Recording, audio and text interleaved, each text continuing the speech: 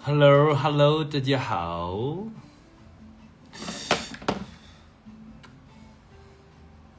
我这个手机这个膜好像有点摔坏了，所以中间好像有一道光线，我是把它撕了会比较好。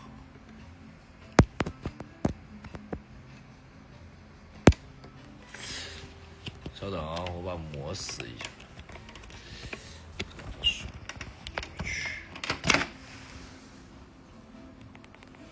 Hello，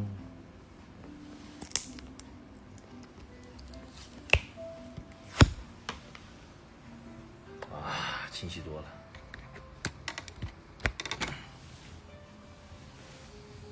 Hello，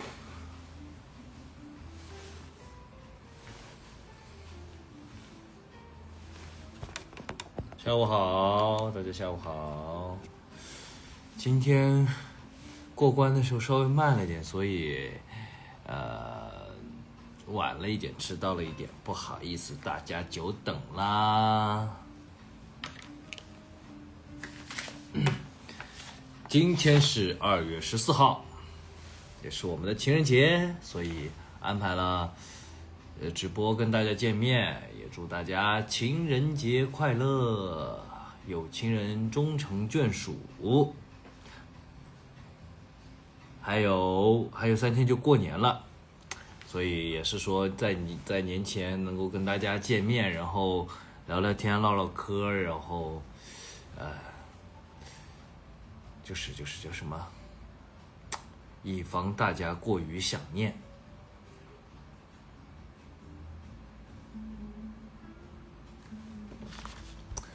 说到春节，你们第一个想到的词是什么？第一个想到的词是什么？春节是年夜饭、压岁钱还是打麻将？然后你们那边领今天我妈还在跟我说压岁钱的事情。你们那边领压岁钱有没有什么就是说，怎么说呢？就是说比如说有的是上班了不能领压岁钱啊，或者是结了婚了以后就不能领压岁钱，有没有什么讲究？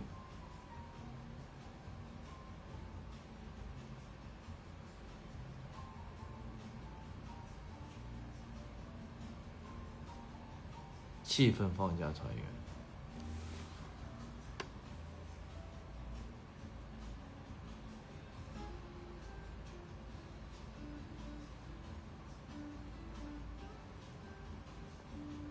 上班就没领了，没结婚可以领，结婚了不领。上班了就没有，有的因为好像广东这边的习俗是，就是说，只要是你没结婚都可以领。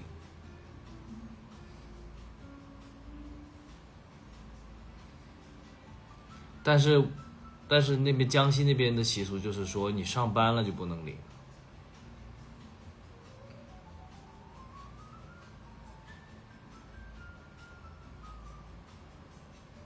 成年人就没有啊，那有点过分了吧？那还在读大学是吧？应该还可以领的。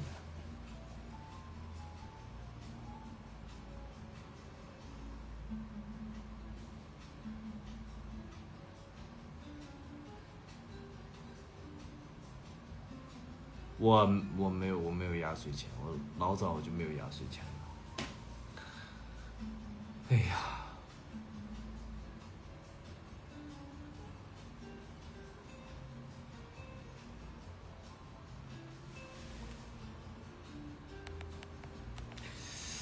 好像给了又好像不记得了，就是有没有压岁钱这个事情，我回去要问问我妈，我不记得了。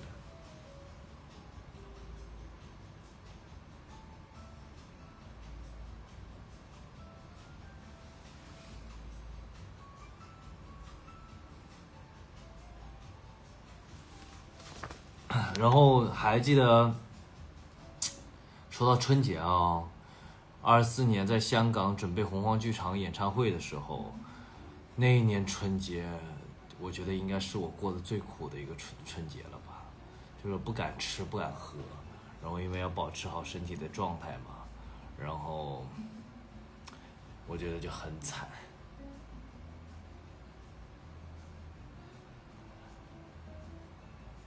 所以呢，所以当时想的是，其实就当时而言啊，我觉得是有点临时抱佛脚的一个感觉，就是因为那时候说实话，虽然也跑步也运动，但是没有像现在一样，就是说打网球啊，然后是确实是几乎天天都打，天天都会去运动一下，所以现在都不需要临时抱佛脚，猛猛吃也不胖，就是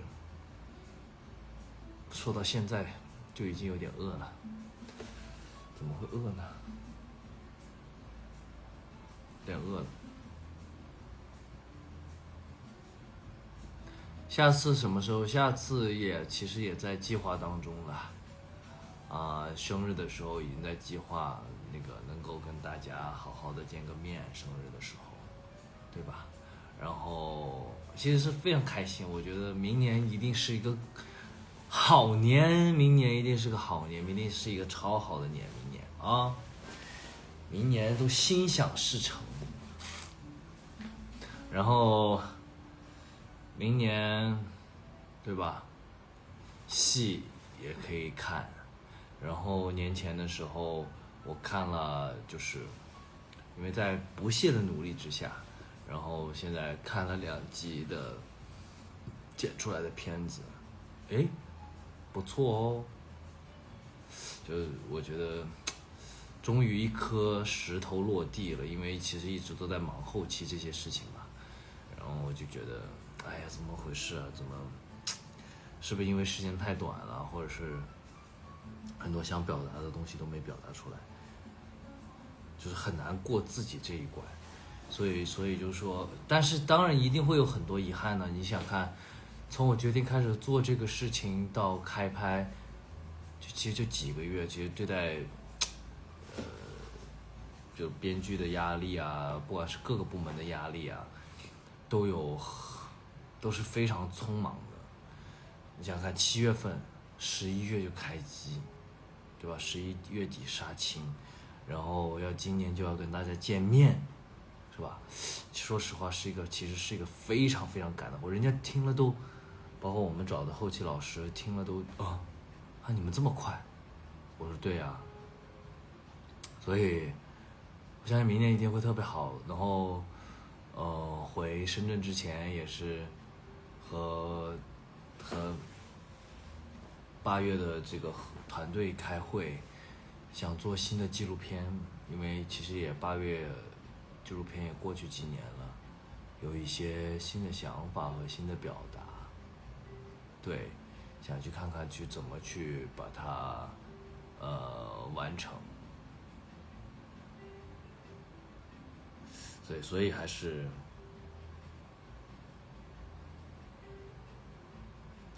新的一年有非常多值得期待的事情，而且新的一年要猛猛努力工作，因为你看过完年就3月份了，第1季度就结束了，所以得加把劲，加油。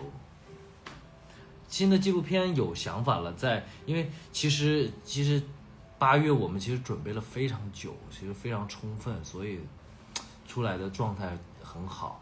那我想的话，其实新的纪录片的话也是得做好充足的准备，包括下一部戏也是要做好充足的一个准备才行。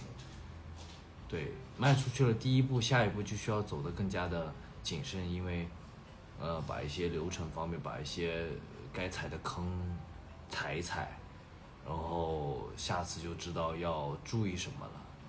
新剧26年肯定能看到，26年肯定能看到新剧了。大家都要猛猛赚钱啊！我猛猛搞艺术，大家猛猛赚钱。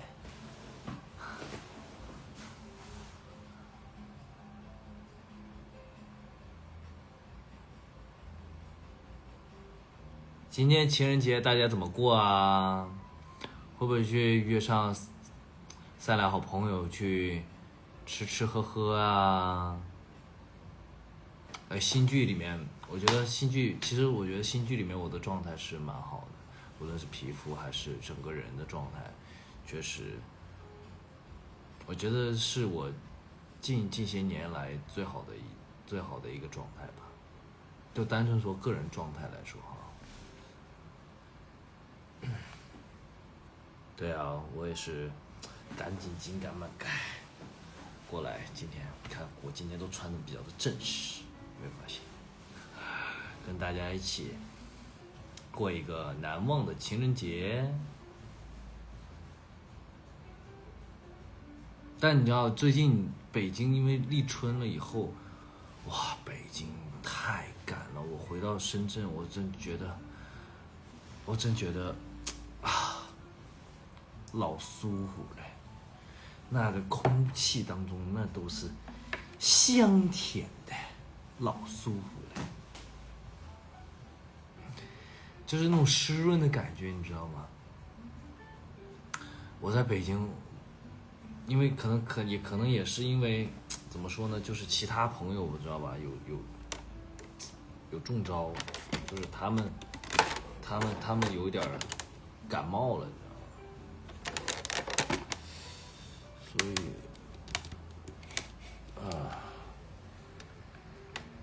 他们有点感冒发烧了什么的，所以我就觉得多多少少我应该是被传染，但是我没有那么症状严重，可能因为我每天都在打球，然后都比较好，但是就那个嗓子疼，到现在也还有点疼，但是回到深圳以后就确实好很多了。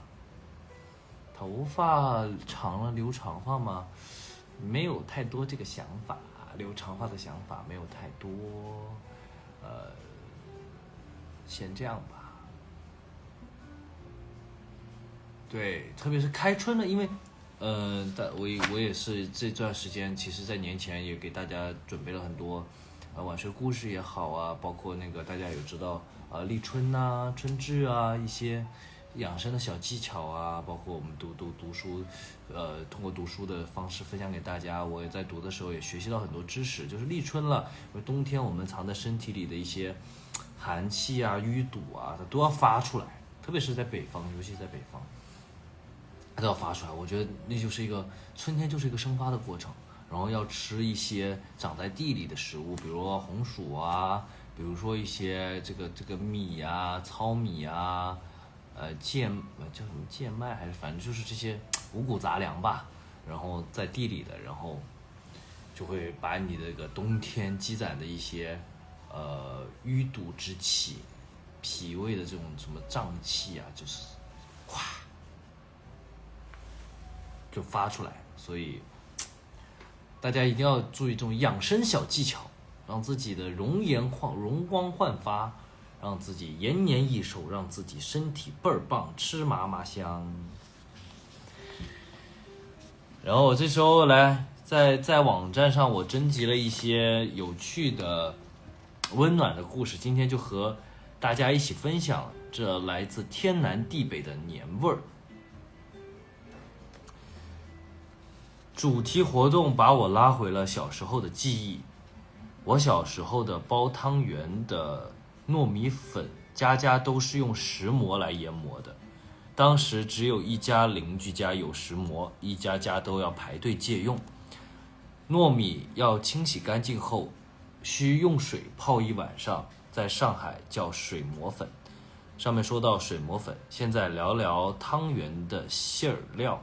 妈妈是用猪板油切外面的膜，撕成小块，自制的芝麻粉加绵白糖一起碾匀成团，放在陶罐里，上海人叫黑杨酥。哦，这是一个来自上海的小伙伴。第二个说，我家过年一般都会吃一种用地瓜粉煮的食物，叫兜钱，也叫年钱菜，象征招财，把钱都年过来。这个寓意挺好。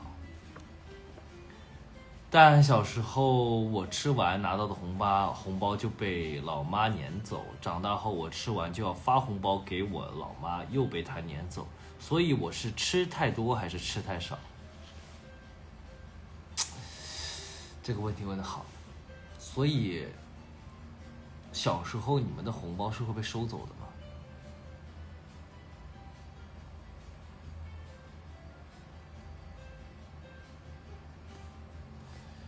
你们有了孩子以后会收孩子的红包吗？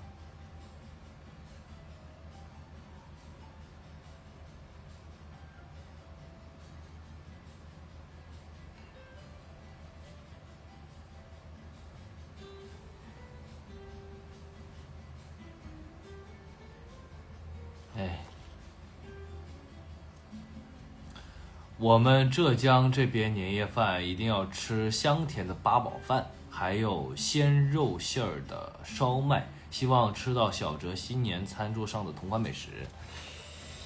今年新年还挺热闹的，我有朋友跟我一起，来在深圳过年，所以还挺热闹的。平时大部分时候都是和我妈。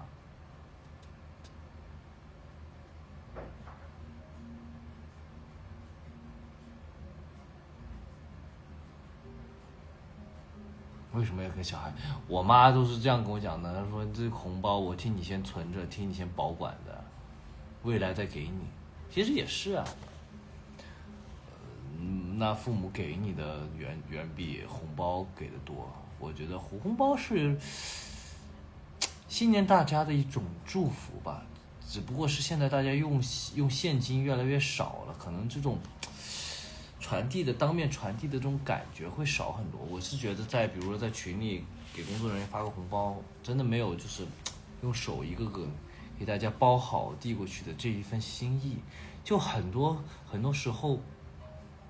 所以说 AI 的到来，机器的到来，都会让人与人之间的稍微冰冷一点吧。未来给我妈当然未来肯定是加倍给我了呀，哪是红包这一点数字啊，对吧？母爱还是很无私的。我们一般过年就会炸米圆子和春卷，切一点咸货，然后炒一大盆什锦菜。这里还有个朋友说，好像已经10年没有在过年期间回国过年了。平常除夕夜都是平常除夕夜都是看着手机，我妈发来的丰盛年夜饭配着我的便当。10几年没回国了，其实还是要回来看看祖国的变化，包括我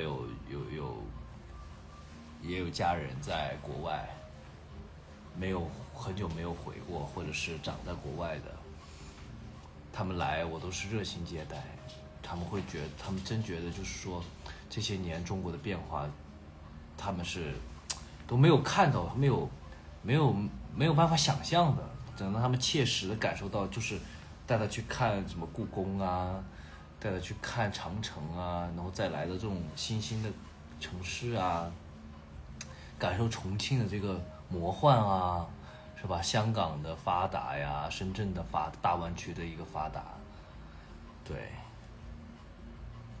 好，这里有相关的问题。过年船长一般会吃胖吗？其实从我们就是这个大家的生活条件越来越提高了以后呢，想吃什么时候不一定是非要过年，但是小时候确实是只有过年才能够吃到很多你平时吃不到的，或者平时不会吃的一些美食。那所以其实没怎么胖过，我还真是没怎么胖过，可能就是在北京待的有段时间比较难熬的时候稍微胖了一点，然后在没有开始打网球之前，然后也没有跑步之前，稍微稍微有点胖，会胖一点。那现在我感觉我的皮脂啊什么的都是回到了非常好的一个状态。过年会不会帮妈妈准备年菜呀？人要学会自知，做自己能力范围的事情，不会做的就不要添乱。我选择是不添乱。过年除夕汉家里最大的硬菜是什么？还不知道呢。这次要做好多人的饭哦。这次就是人多，过年还是人，硬菜也许是炒粉吧。船长家里过年有什么习俗风俗？其实小时候过年，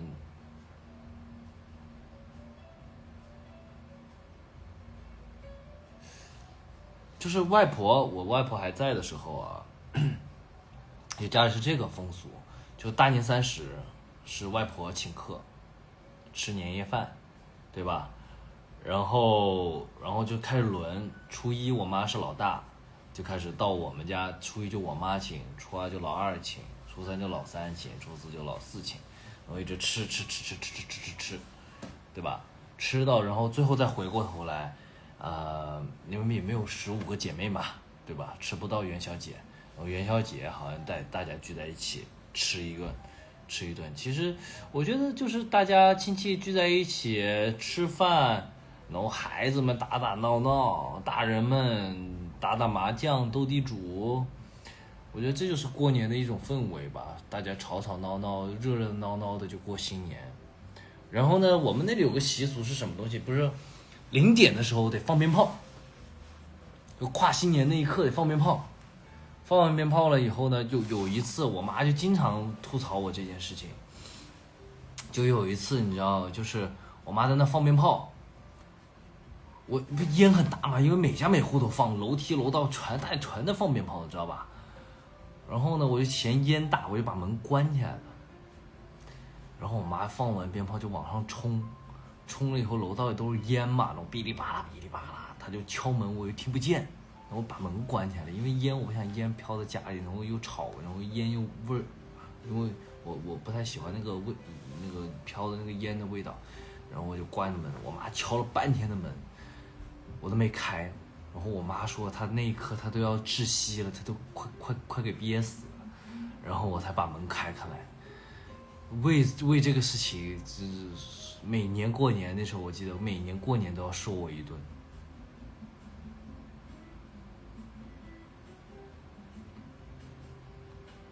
然后呢，还有个习俗，是初一的早上呢，必须要放完鞭炮才能够出门。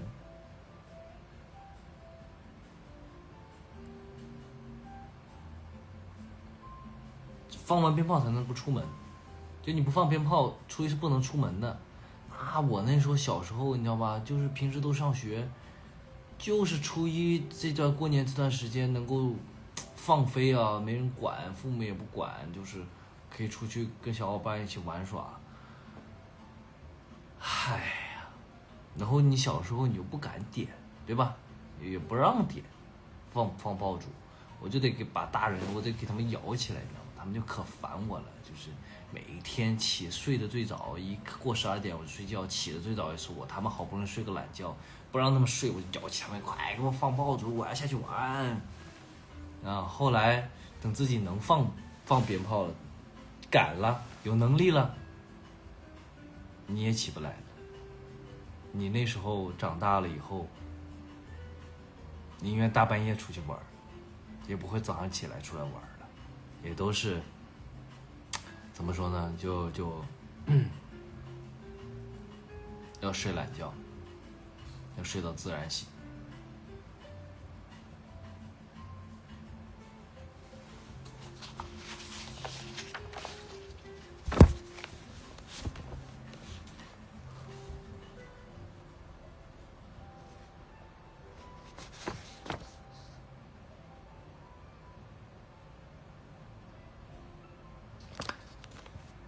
娱乐项目，小时候年前都会帮忙贴春联什么的，后来越来越简化，现在就只贴一个福字。山东老家会在过年时候贴过门前，一般以红色为主，随风飘动，很有节日气氛，接福气，祝大家财源广进，家和万事兴。过年小俚语：初一早，初二早，初三睡到饱，即初一不可睡午觉，洗头洗衣晾衣。还有除夕围炉时要在桌子底下放一盆火炉。4很怀念那时候姥姥给我的红包，她去世10多年了。是啊，我外婆也去世好久了，以前外婆还会给我发红包的。船长小时候拿的红包最想买什么？说实话，已经不太记得了。买什么？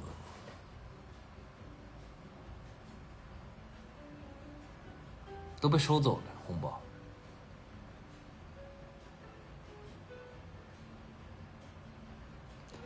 过年习俗好像会从头到脚焕然一新，汉哥会去做造型、换发型之类的吗？再说点我不解的事儿。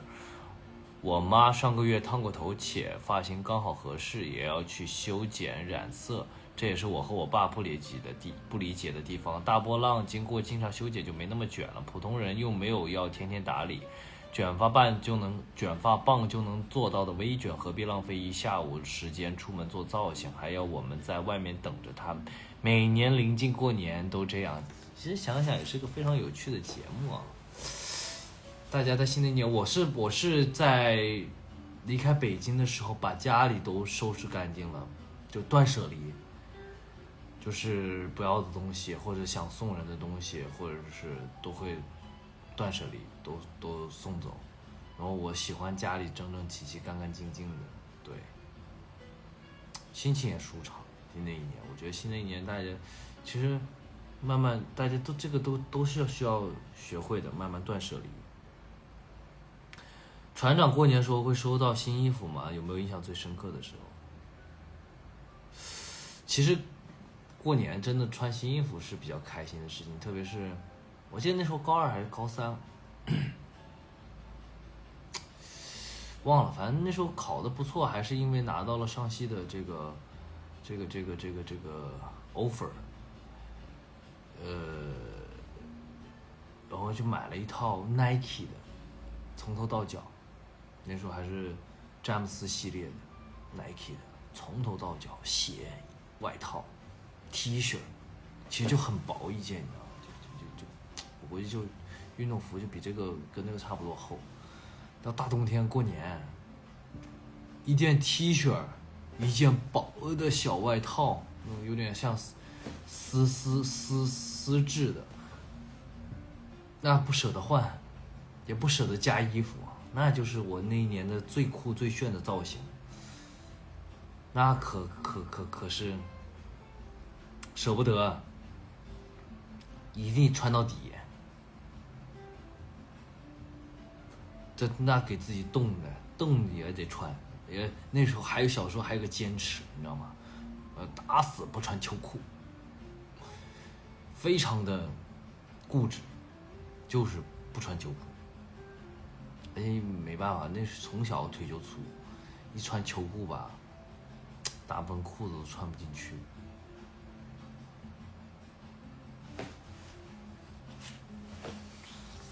然后这里有一个朋友说，我的家乡一年有2个除夕，大年初5有做大岁的习俗，源于明代抗击倭寇的历史事件。倭寇攻陷兴化府城今莆田市区，大举进犯仙游县境，百姓流离失所，无法正常过年。直到次年，在戚继光等将领的援救下，倭寇被击退，幸存的百姓才陆续返回家园。由于当时年节已过，家破人亡，人们便在正月初5这一天补行除夕的围炉仪式，而正月初2为探亡日，禁止走亲访友，以悼念在倭患中遇难的亲友。有些地方还要贴白鹅春联，春联顶端留出约10厘米的白边，是在白色挽联上覆盖红联的折中方式，既表达哀思，又保留春节的喜庆。初5清晨吃线面，象征长寿平安，是做大岁当天的重要饮食习俗。看，在粉丝的这个介绍下，又学习了一种历史的事件。站起来，今天打高尔夫，谁打高尔夫穿衬衣打高尔夫？哎呀，站起来喝口水，好吧？奥斯卡，你们在睡觉啦，奥斯卡。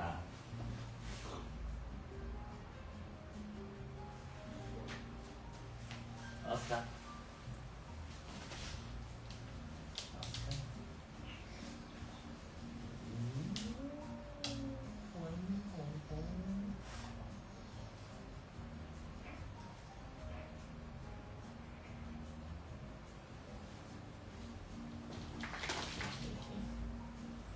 奥斯卡 ，C，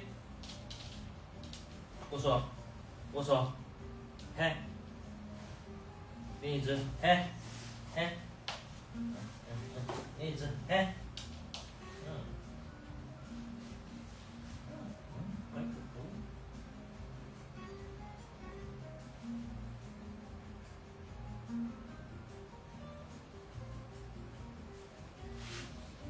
要不要跟大家打个招呼？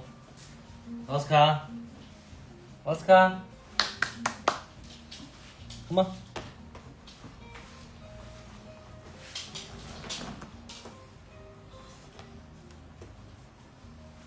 打个招呼，跟大家打个招呼，跟大家打个招呼，看前面，看那，看你自己，看到吗？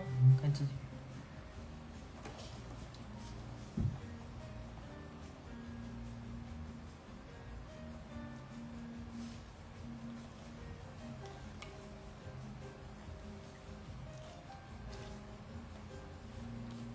好乖呀、啊！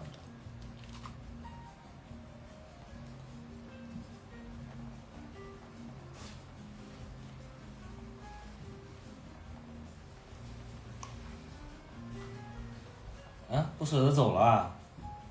给你喂你吃好吃的。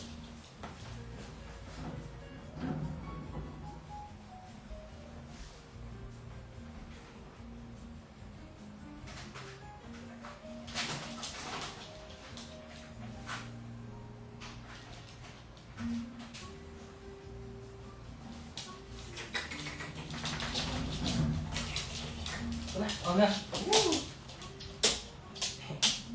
啊。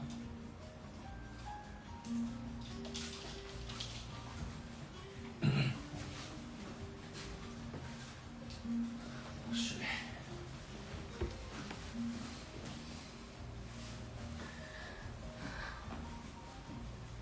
开始吃东西了。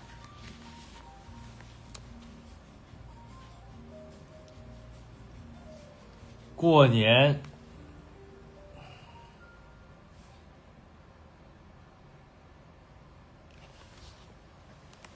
昨晚年会抽到一等奖，这么多年没中过一等奖，在我最后一次参加年会中中到了。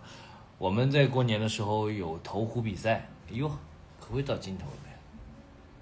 看，投壶比赛，哎呀，他们，因为我觉得就是这个东西得要参与吧，对吧？虽然这个大奖我也得参与啊，然后我就参与跟他们比，差点就把他们的大奖给抢走了，把他们的年终大奖给抢走。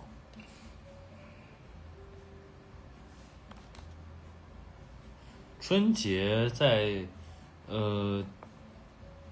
大家看书哈，人类简史可以看，然后他还出了一个第二部叫《至人之上》，我都准备好好读一下。后我当然作为老板，我肯定要给大家员工谋福利啊，对吧？我即使中了，我也得捐出去。不过我也拿了个奖品，一个加湿器。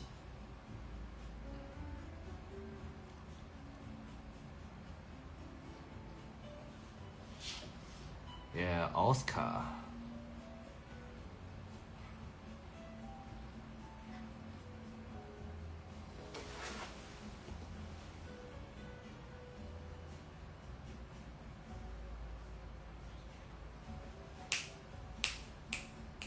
看他摇尾巴。奥斯卡，奥斯卡，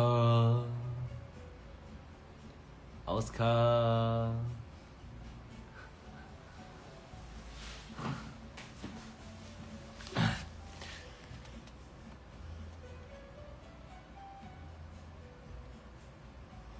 然后最近看了2部影片，最近看了一个韩剧叫《爱情怎么翻译》，我还问了一下朋友怎么读，Isalam通友推拿油，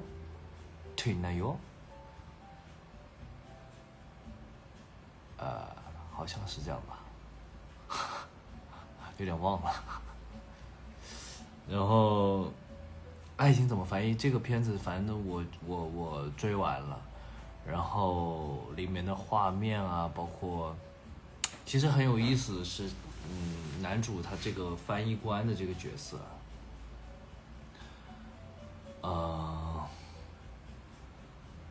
很有魅力，就更加让我觉得就是其实他设计的一些桥段啊，通过这个翻译官的这个一个形式，造成了一种很新颖的一种表达方式。怎么说呢？就是因为翻译官像个媒介，像个中间人一样的这样的角色，其实这样就可以表达出他解决问题的一个能力，因为对方都听不懂，只能说感受。那我怎么翻译和怎么把这个话说好，或者是怎么样去达到委托人的一个目的，就像他在帮女主去处理尴尬境遇的一些时候的反应和解决问题的速度和能力，其实是让这个角色非常有魅力的。对，然后包括女主身上的双重人格，其实里面有句那个话，包括他那个作家角色的，其实他就问那个男主，这个世界上有多少种语言？男主说好像据统计大概有7000多种吧。他说不是，这个世界上有多少人就有多少种语言。所以其实为什么这就是我们为什么说一直在说在找能跟自己同频共振的人，对吧？能够让自己去感觉到温暖的人。其实我觉得很多人或者大部分人其实都不愿意去戴上所谓的面具，是因为戴上面具是因为我们想和这个世界，想和这个社会，或者想和周围的人去沟通，想尝试以一种他们能听懂的方式去理解自己。对，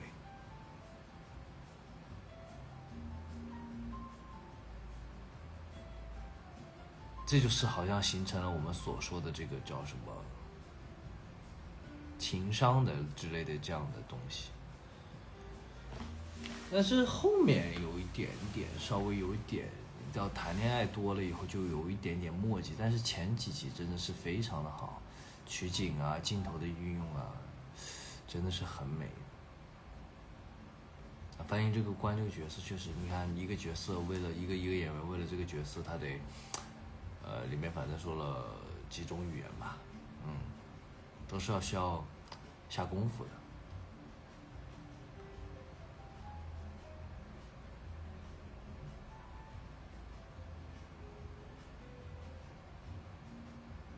想融入而伪装，谈恋爱是太墨迹了，后面谈恋爱是有点墨迹的，就拉扯，稍微有点墨迹。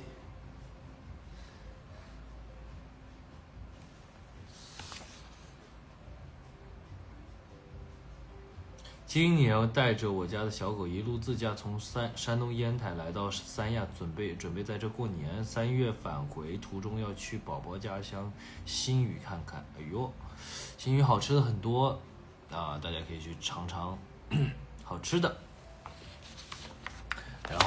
还看了一个电影，还看了一个电影《永恒战》，大家可以去看一下，挺有意思的一部电影的，讲就是大概剧情是这样的啊，一开始是一个老太太，大概可能90岁了，然后坐在那开玩笑，还一把年纪了还在开玩笑，然后家里也其乐融融，有儿子、孙子、曾孙子，对啊，就是那种一家老小非常开心，结婚67年。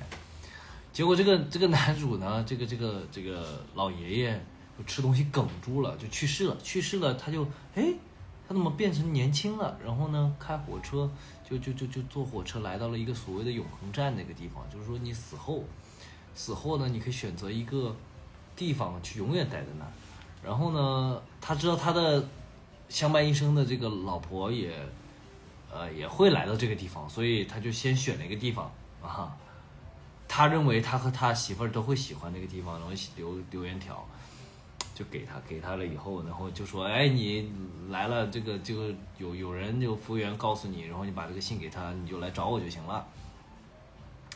然后呢，他就在正走的时候碰到他媳妇儿了，他媳妇正好也灵魂也过来了，对吧？肉体对现实意义当中的这个死亡了，然后来了以后，故事就精彩了。其实她这个结婚67年是她的第二任的丈夫，她第一任的丈夫是一个 soldier， 在战争当中就是去世了，但是她的挚爱，哇，一个很帅的一个男的，又非常有魅力，身材又好。然后这个她去世的丈夫在这个永恒站里，他没有选择去任何一个地方，就在这里做酒保打工，等了67年，等这个女生，就是非常浪漫的爱情故事，就是整个站里的人都认识他，都哇，你终于等来了你的这个爱人。那他这个女主就变成了两难的一个境地，是选择他最初那个炙热年轻时候喜欢的火辣的不得了的这个男生，然后但是他是他的第一任丈夫。哟，没电了，看看。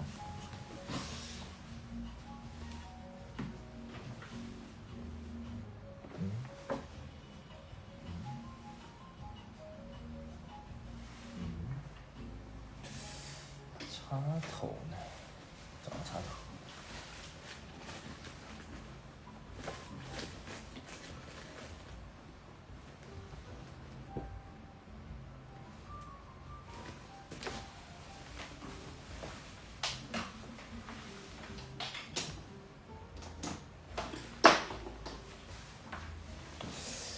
真没电。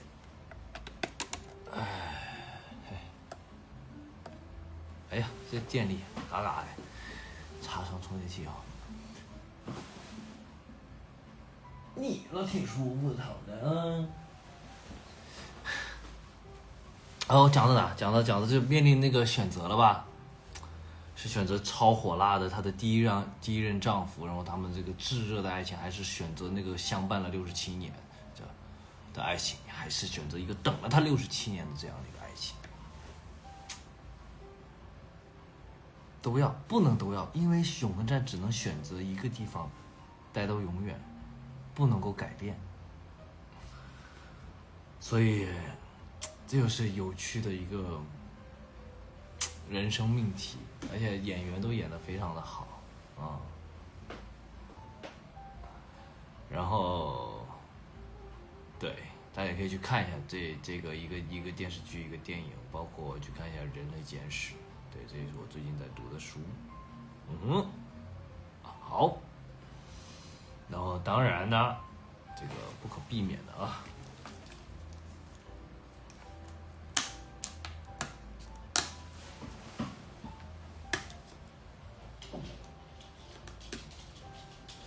你睡呗，要过来，怎么回事？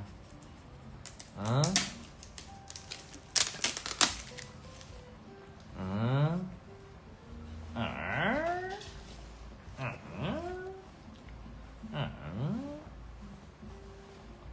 奥斯卡，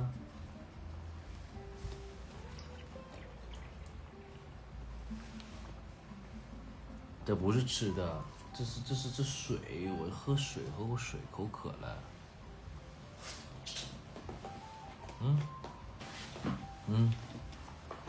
奥斯卡。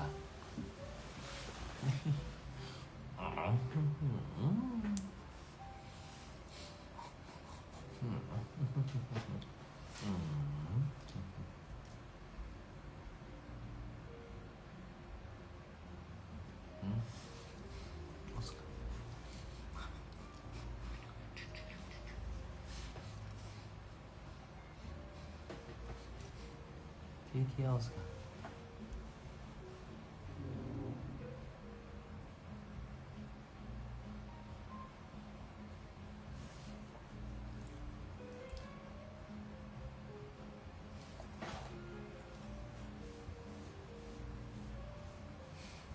哎呦，哎呦，好了，去吧。好，去吧。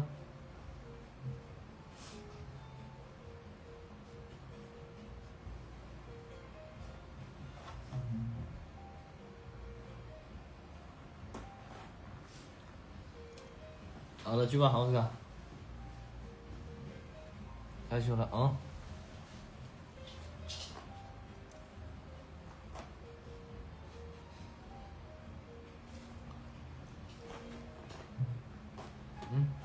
去吧。哎呀，哎呀，你扒到身上了，你这么粘人啊？这不肯走了呀你？哎呀，这样不舒服的啊！快睡觉去。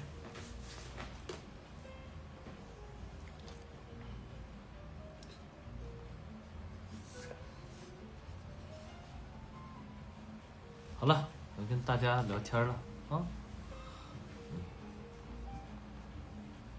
去吧。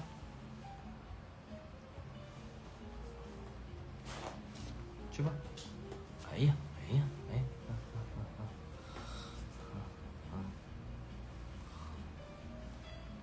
哎呀，你要干嘛吗？你要干嘛？你要干嘛？你要干嘛？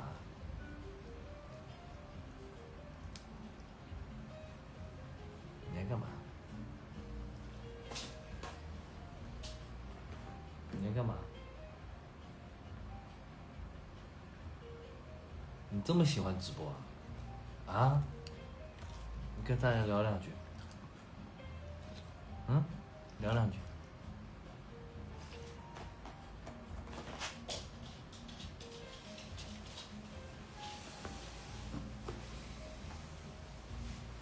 粘人小狗。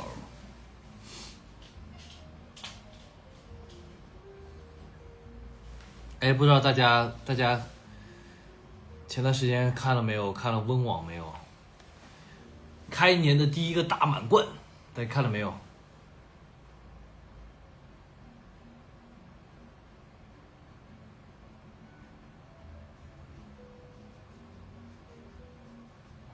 哎呦，熏怎么来的？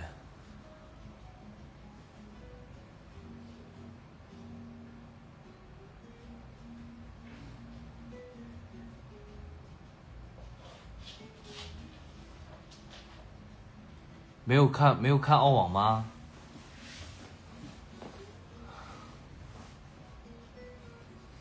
唉，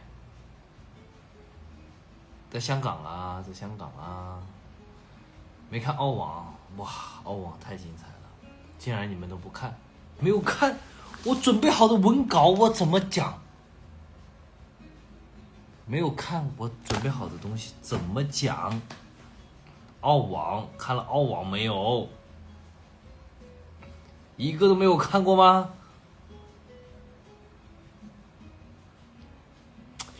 没有跟着我与时俱进打网球吗？好，看了啊，还是有朋友看了。你们都说没看，我都没有办法跟你们聊。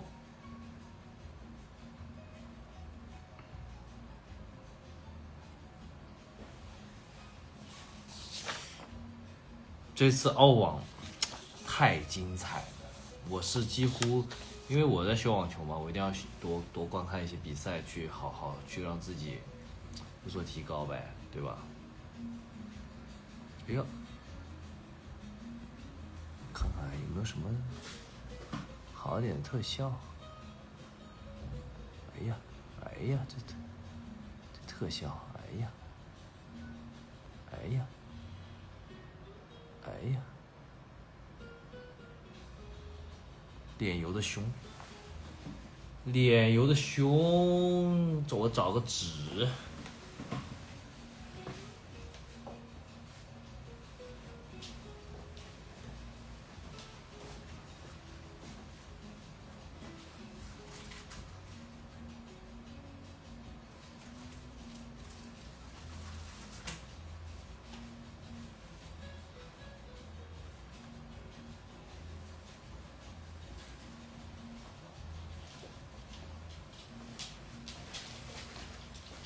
有没有可能特效的问题？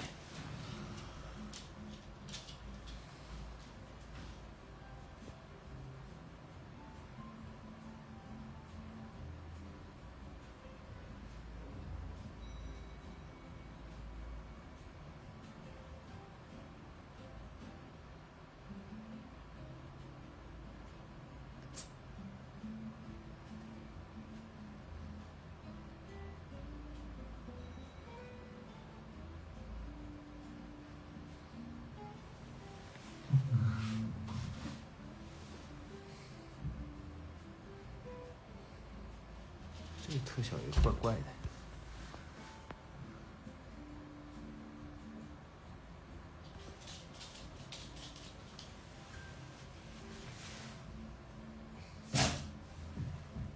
有点暗哈，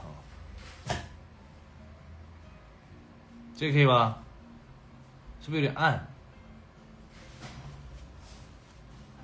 汽油，这边那边北京太干了，这边太油了，得使用不同的化妆品。这个好看吗？好，好看就不动了。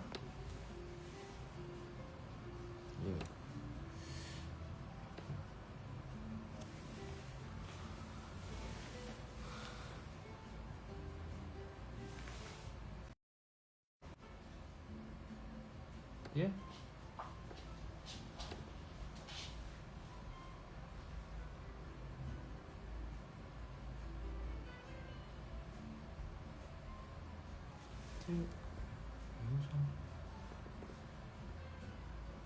可以了吧？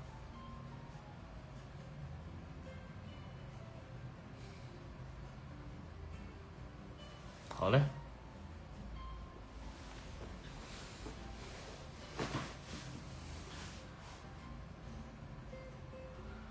没熬夜啊，最近都睡得特别早。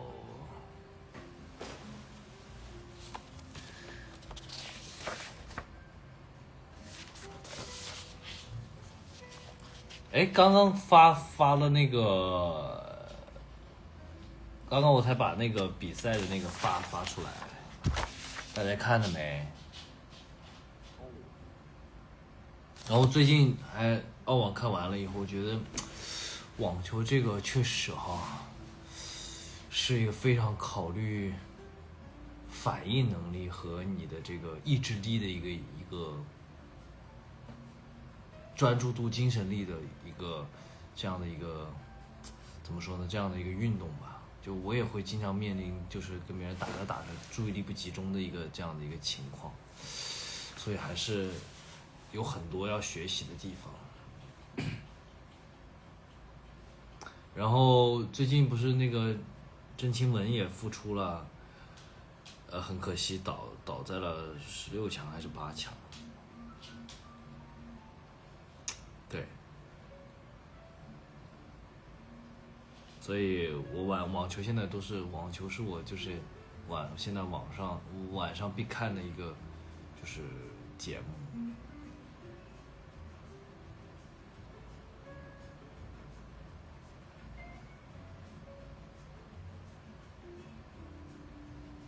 6-0横扫是什么东西？反应力这个东西都是可以训练的吧？对，打网球，我觉得而且我打网球之后，我的膝盖好了很多。我还是真的很喜欢阿卡。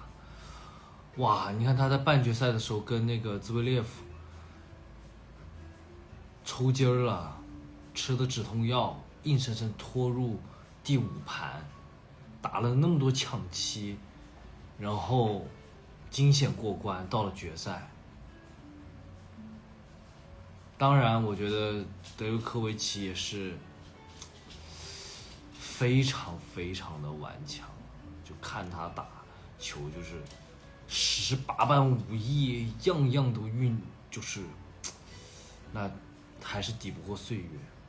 当然也有很大的运气成分的，他连续遇到2个退赛啊，在半决赛战胜辛纳已经就是哇，太顽强了，一个老将有这么的顽强。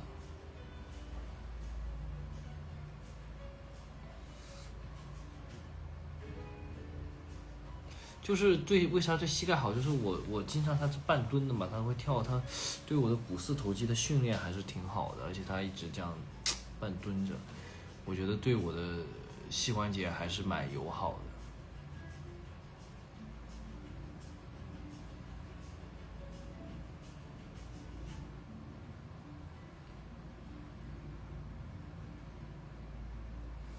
对阿卡，他其实你不能单单说能跑这个东西，就是我很喜欢，我觉得其实网球是一个非常需要技术的一个运动，不单是奔跑能力，你放小球啊，去做一些技术动作呀，其实都是非常值得考究的。是不是阿姨来这个？Hello。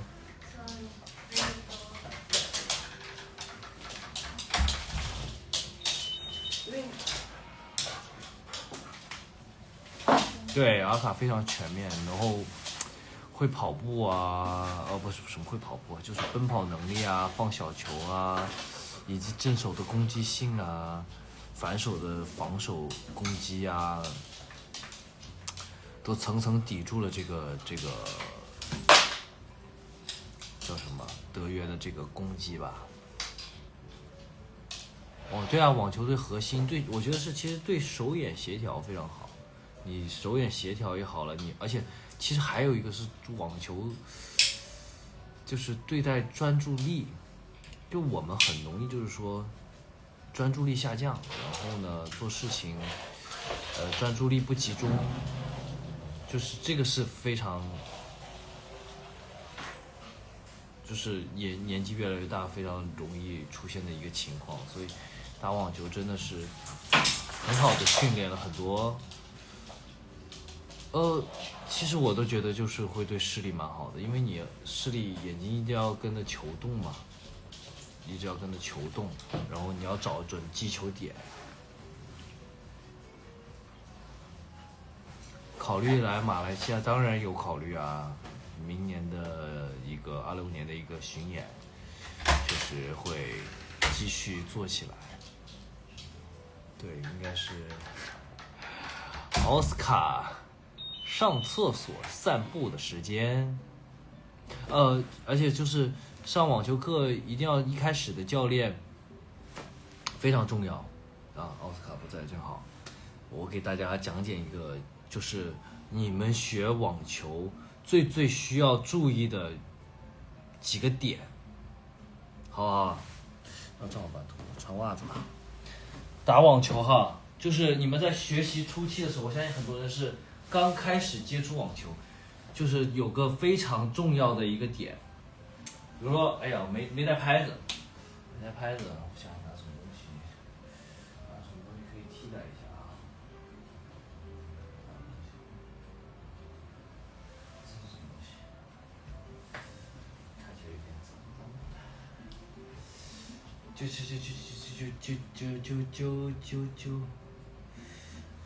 先不拿东西了吧？就这样啊。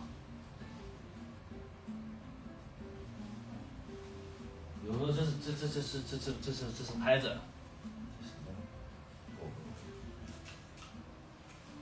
这是拍子，然后呢，最重要，你看，分腿垫步，硬拍，击球，往前走，对，就是1、2、3，打球，就是很重要的是，一定要在最开始的时候，一定要把关闭式，懂啊？这就是关闭式。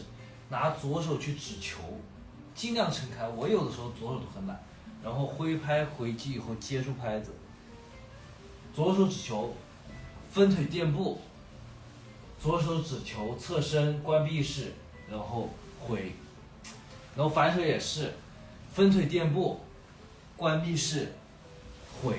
其实一定要就是最几个核心的点哈，核心的点就是你要分腿垫步，这个是因为给你的那个身体啊，包括腿有个弹性，然后让你更好的速率。然后那个还有一个是关闭式非常重要，因为我们刚开始不熟悉这个网球的一些东西和你判断不好球，关闭式就像为什么人要关闭式呢？球是这么过来的吧？球是从对面过来的，那你关闭式的时候，你开放式，你是不是就是人是飘的，你是站不稳的？当你关闭式的时候呢，你是这样是很稳的，你的发力就会有个传导，我可以从右脚发到左脚，再往前走，就是一定要练关闭式。然后呢，还有一个就是说你的左手要去指球，更好帮你判断你与球之间的距离，然后挥拍的距离。这个就是非常需要注意的，就是我到现在打到现在，我都在不断的提醒自己啊，一定要去注意这些小小的细节，因为细节决定成败。你一开始的时候注意的这些细节，对你未来能够打到网球多高的水平是非常有效，而且不容易受伤。因为你关闭式和你用了你的整个核心去旋转的时候呢，包括你左手指球的时候，你看左手一指球，你的半边的这个旋转了，你就能用上你的核心。你用上核心呢，你就不是很多人都是这样，左手不动的这么打网球，第一很容易伤你的肘关节，第二用不上你的核心，你的腰腹就不会更加的紧致，懂不懂？所以就是，当然打网球真的是非常锻炼身体，腰腹你核心用上了，奔跑核心用上了，嘎嘎嘎，1200小时，那身材嗷嗷好。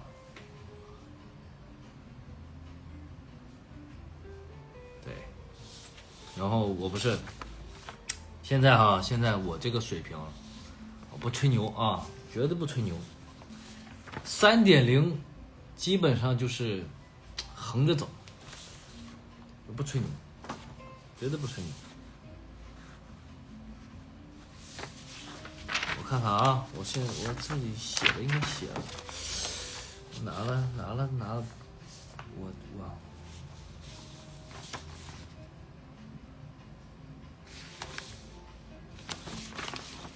拿了，我已经应该拿了2个3.0的冠军了。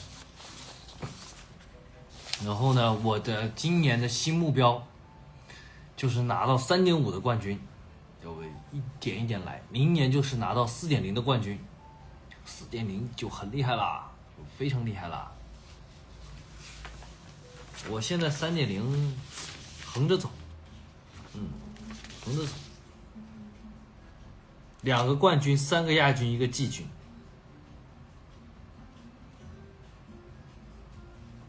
对，到时候我们都会发那个 vlog 出来，给大家讲解一些，让大家喜欢上网球这项非常好的一个运动。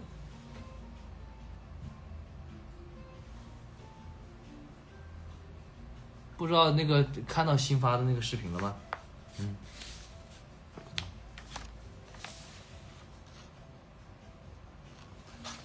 也是阿卡也非常厉害，最年轻的这个大满贯，最年轻的世界第一，很厉害。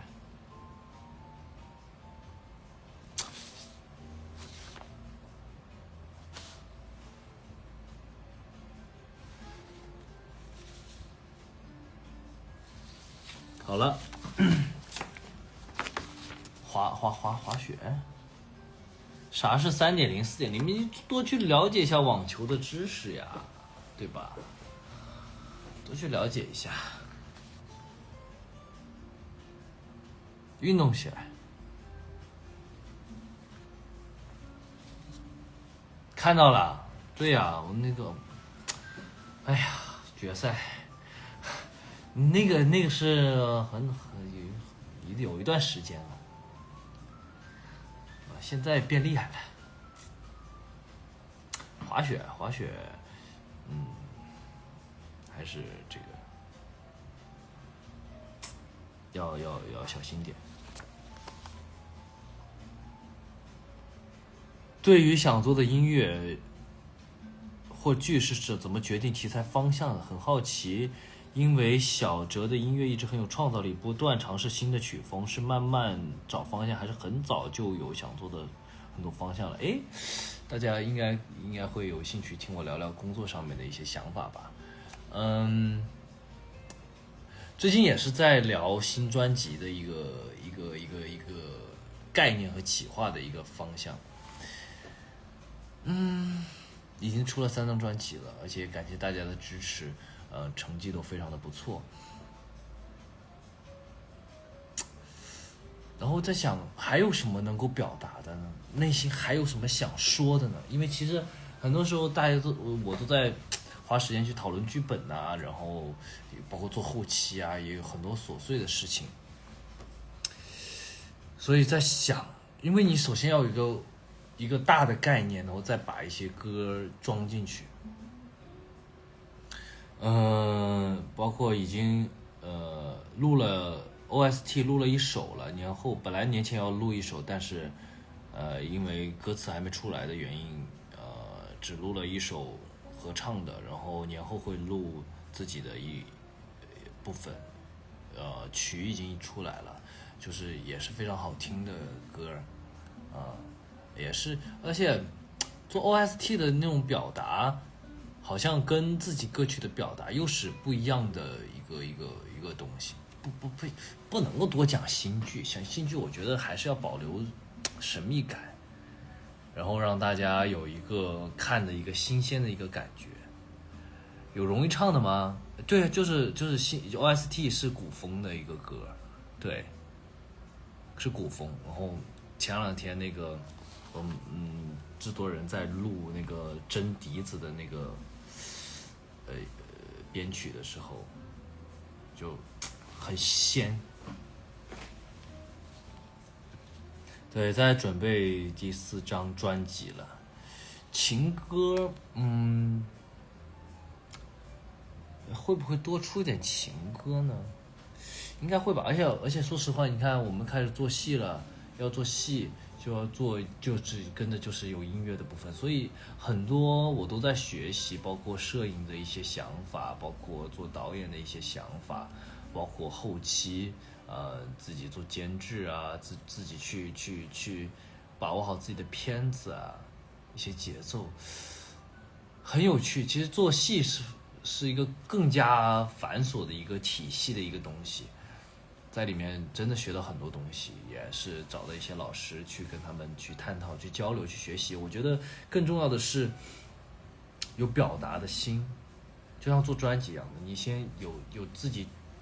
就是我觉得我的工作人员都非常好，他说你想做什么，你真正想说什么，你想对这个世界说什么，想对喜欢你的人说什么，想对爱你的人说什么，想对这些你可能不认识的人说些什么，我觉得很重要。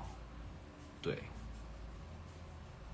目前演唱会见面会为止，个人最喜欢的造型，哎呀，我是一个大家都知道，我是一个非常向前看的，我觉得下次都是更好，我永远都会朝着那个更好，下一次更棒，有新的点、新的歌，然后你看3首EP 里的还没有唱过，对不对？然后我们还有新的 OST， 永远都会有新的惊喜，我们只要在不停的前进，那你们可以选，但是我会一直朝着那个更好的方向去努力，去争取。经过8月的剪辑工作以后，影视剧的剪辑有什么新的挑战吗？当然，那完全是不同的叙事节奏和不同的拍摄方法。对，最近压力大不大？拍完戏后期压力大，还是拍完一部片子的后期压力大，还是拍片子？其实拍片子的时候，我觉得更多的是快乐、开心，然后和熟悉的伙伴们一起去创作一个东西，去解决困难，去解决麻烦，去尽量把这个东西做得更好。其实后期的压力是更大的，因为这后期是你完全不懂的领域啊，对吧？拍摄是你熟悉的一个场景和环境，是你更容易把控的一个东西，所以当然后期的压力会更大一点。音乐方面你得把控嘛，你得有审美，是否符合你的调性，然后整个的戏的一个节奏如何让，其实我很怕的是我们热情饱满的去做了一个事情，写的时候拍的时候都是想表达，有很多很多的思绪，但是最后观众看不懂读不懂，这是非常可怕的一个事情。对，那肯定，我肯定是希望尽快能够见到大家，我是非常想念大家，非常想跟大家见面，感受大家那种热情和激情。然后当然也是希望我们期待已久的戏剧的部分能够更快的能够跟大家见面，对不对？然后我也是在准备新的，对吧？有一有二，再有三，三生万物。是啊，就是如何讲好故事是非常难的一个事情。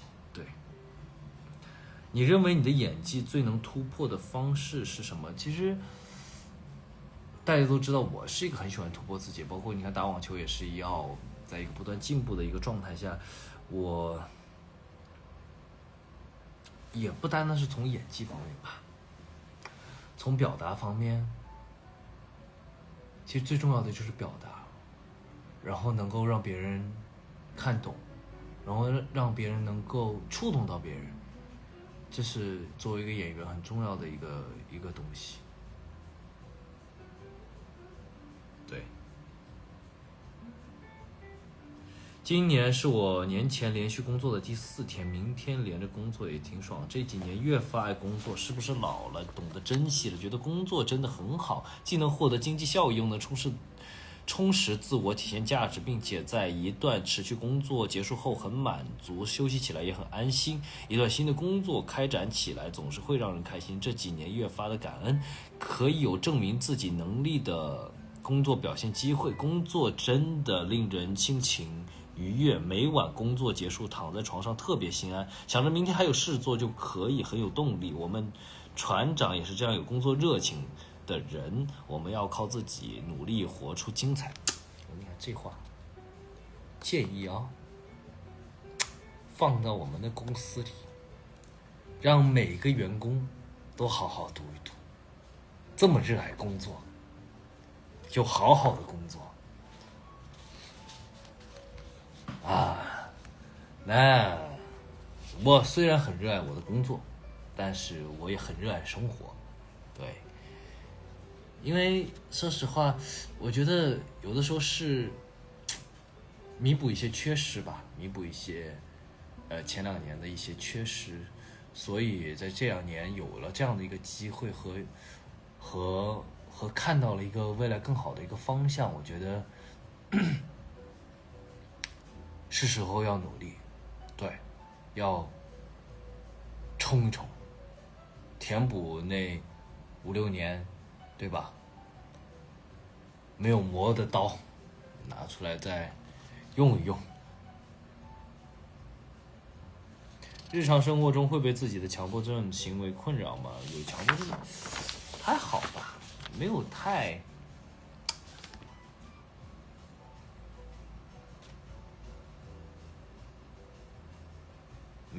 多的强迫症，以前强迫症更明显，现在好很多。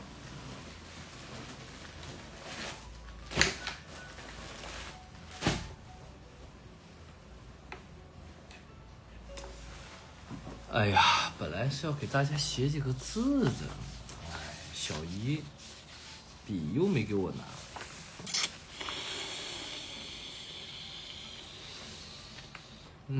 尴尬，尴尬。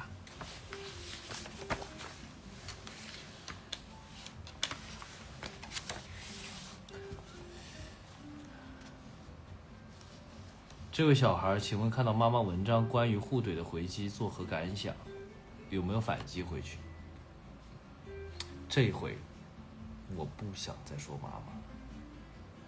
妈妈非常的好，妈妈做的对。然后，我看到了一条信息，不是，就是发在网上的信息，说他在看《猛男秀》的时候，发现了前面有一位海蜇，正好在看妈妈的文章。你们挺会啊，很厉害呀！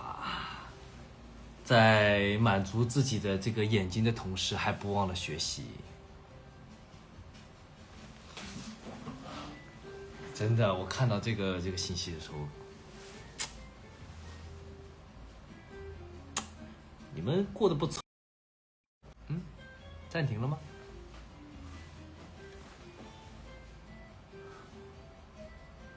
是会享受生活的啊。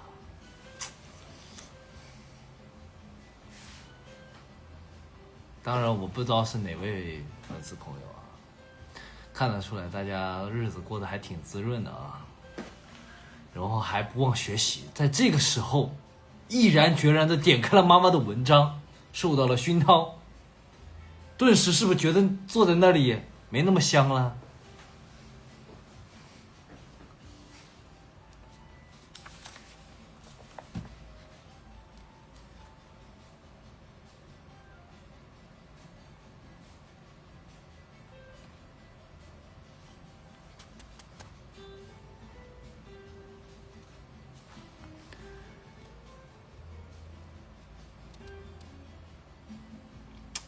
船长如果焦虑或暂时想不到解决办法的时候，通常会做什么来排解当下的困惑的心情？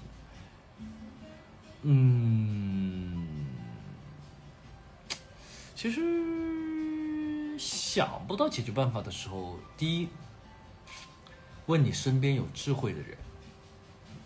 你相信人交朋友，我觉得现在我更多时候是交有思想有智慧的朋友，去问问他们的意见，听听他们的想法，或者问问自己的父母，比你年长，比你有社会经验，对吧？通常会做什么来排解当下的困惑的心情呢？困惑是常态，你发现问题也是常态，我们一生当中都在不断的解决问题，不断的消除与他人之间的偏见。那有的时候可能会去跟朋友聊聊天，去打个网球，去唱会歌，弹会吉他，去抒发一下自己的情感。对，当然你们有什么问题也可以问我啊，就是你们会问的这个，就真的去问有让你身边觉得你很有智慧的人，而且或者是你去看一看书，也许书里就有你想得到的答案。哼，你们不要真的逃不过我的法眼，你们这干的那些事儿啊，我都在偷偷的秘密的看着，公众号也会更新的，过年也会更新的。然后在进行一些重大决策时，如何评估风险和收益？我感觉我自己的人生经不起一点波澜，没有退路。现在有机会换个工作，短期收益会行涨，但是不知道能否长期维持。另外，高风险高于我现在的工作。我觉得还有一个就是，我一直认为就是，你看朋友有很多，就是有做金融的，有做股市的，有做各个行业的，包括我现在去了成大，也认识了很多不同行业的朋友，他们都在各自的领域非常的出色。人是没有办法挣到认知以外的钱的，我一直很坚信这个。所以，做自己擅长的事情，做自己有经验的事情，那你要去接触新的行业，想赚这个钱，比如说我要去做导演了，我要开始做监制了，我要去做一部影片，我当然我一定我首先已经讲好了，我一定会踩坑的，一定会有损失的，这是我已经做好的心理准备，或者是因为你进入一个新的领域，进入一个新的环境，你就是要交学费的，就是要踩坑的，这都是你成长路上摸着石头过河必不可少的一个过程。所以你真要去学，你要做好交学费的准备，那你要去学习这个行业，得到充分的知识以后再去进入，不要人云亦云啊，这个股票上涨啊，哎呀，这个等你听到这个消息的时候，这股票还上涨吗？割的就是你呀，对不对？研究周期，研究它的那个东西，避免踩坑。大家是吧？辛辛苦苦工作挣钱都不容易，钱要花到自己觉得开心的事情，觉得舒服的事。你要想挣更多的，首先改变你的认知，提升你的认知和学习能力，对吧？千万不要去听别人去怎么说，要有自己的判断。对，如果有机会换工作，你如果想尝试的话，可以去尝试新的领域啊。我一直，你看我也在不断的挑战自己，尝试新的领域，去进入到不熟悉的，但是前提是你有没有做好这个准备，有没有这个信心，然后还有就是短期收益和长期收益。你看我们老师经常讲，比如说你去炒股或者是什么东西，金融市场，你从长期发展来说，你10年前可能持的股，你只要10年不去看它，不去看短期天天影响你的心情波动，10年之后它大部分就这种你只有的，比如像腾讯啊、特斯拉或者什么东西的，那它都是一个增长的一个趋势啊。你看你是以1个月、2个月，还是以10年的眼光去看待一些事情？如果你看得太窄了，你天天都在被这个事情影响心情，而且战战兢兢的，那你看得远了，那就是他就持有的一个长期的一个财富。其实所以就是做歌手和做演员都是非常有趣的事情。做歌手就及时反馈大家给我的能量信心，让我可能这一大长段时间都会充满着能量，充满着这个动力。那做片子，你看又繁琐又复杂，投资又大，又不知道，就是这个运作模式又是一个新的尝试，但是它会有很多延时满足，就是当你做出来看到这个片子的时候，你想起那段时间的努力。你知道这个你看以前都是拍完就算了，或者是没有之前这么多围读的时间，以前都拍完，现在是片子你是一遍一遍看的，然后还要问一些亲朋好友的意见，这个片子你觉得剪得怎么样？你们是否能够看得懂？能够懂得我表达的意思？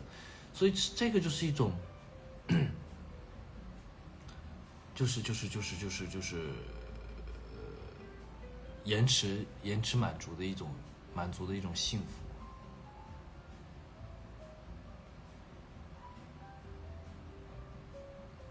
对，哲瀚好羡慕你在做自己喜欢的事情。我每天上班好痛苦，有什么建议？像我一样没有什么热爱的人，要怎么样才能坚持到退休呢？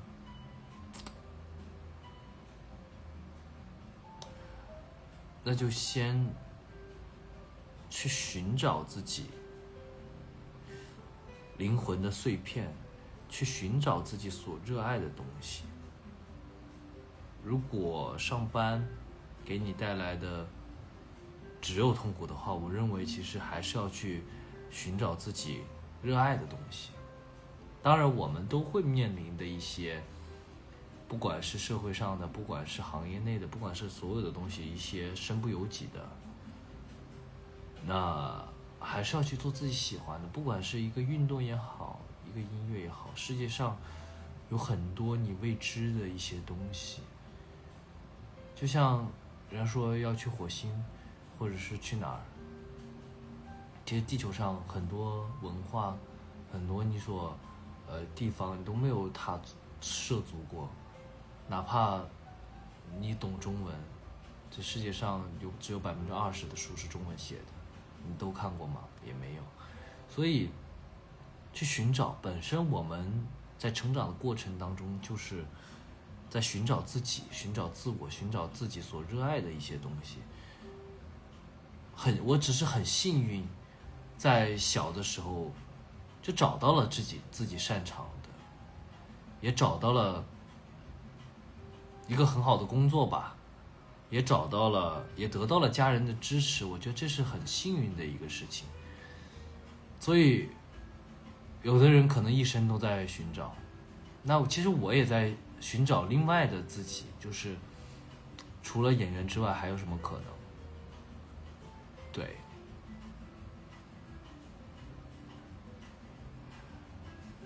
那天看到非常美的夕阳，傍晚还有做成酒吧模样的平板小船招揽客人做日落巡航，一口冰啤酒，一眼静谧的海面，想想就畅快。有时候想要卷自己，但更多时候想把时间浪费在这种无意义的小事上，好像这才是生活本来的样子。对啊，与大家一起聊聊天，分享一下生活的感悟。你会看到冬天的，就是感受冬天的那种生发的气息，上火，可能长痘，起那个东西，然后回来能够感受到湿润的空气，包括春天的北京，万物生长，小鸟开始出来了，连蚊子都比我们早一点苏醒啊，蚊子都开始忙活了，要准备叮人了，所以呀。是不是怎么不动了？请问大家还能看到直播吗？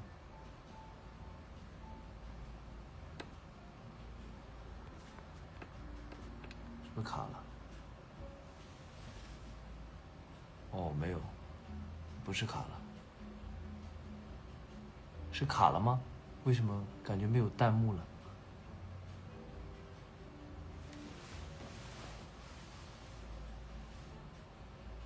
嗯？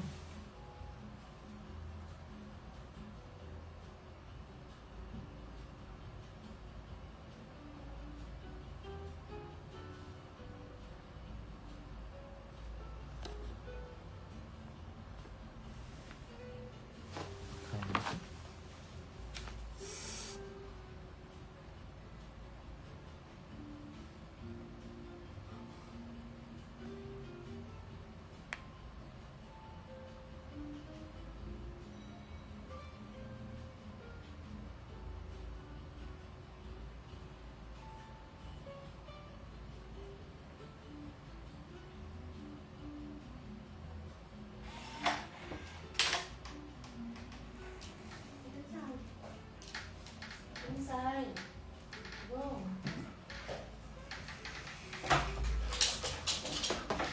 哎呦，为什么大家发不了弹幕吗？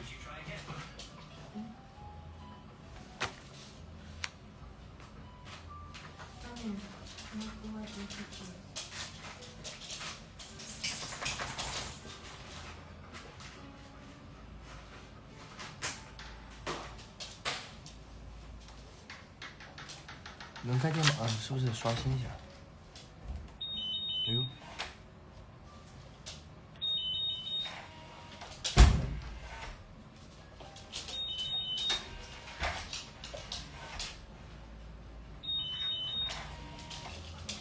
，Hey, your wife first. See that your voice is things.